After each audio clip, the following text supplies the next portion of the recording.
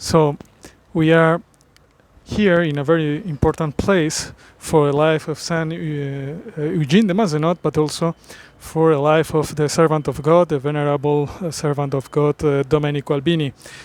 Behind me, we can see the church, the Basilica of Saint Pons. Saint Pons is a local saint. Here there was an abbey, very old abbey from the Middle Ages, maybe even before. Some relics are preserved in this basilica, but the most important thing that is that here in the surrounding area there was a very conflictive quarter.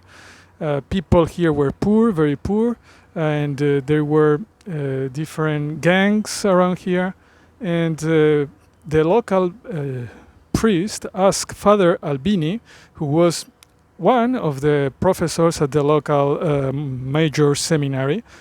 He asked him for help during the preaching of some kind of spiritual exercises that were meant to convert young people in the surrounding area. And these spiritual exercises were preached by Eugene de Mazenot and Father Suzanne, another Oblate of Mary Immaculate. So this is how Father Albini met the first Oblates, and he got attracted by these two saint men. Saint Eugene de Mazenot preaching to 150 young people here in this church every day, having different activities. But he was also, Albini was fascinated by the love he could see between Saint Eugene de Mazenot and Father Suzanne. This is why Father Albini, who was already priest, as I told you, he was one of the professors at the major seminary, he decided to join this young congregation. The congregation was founded only some years before this encounter. And he decided to join the Oblates. They got the name at that time of Missionaries of Provence.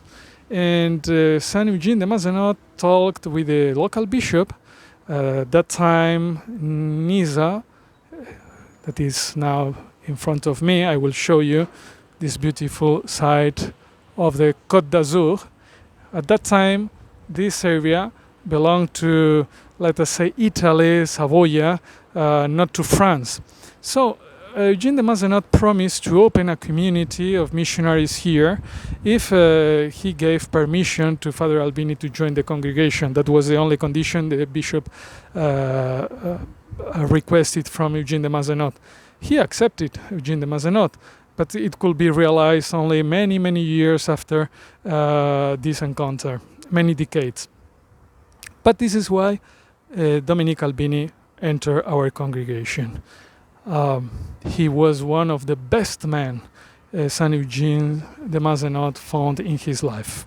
We will continue to visit other places connected with Saint Eugene de Mazenot here in Nice and with Domenico Albini. Thank you for your prayers and your support.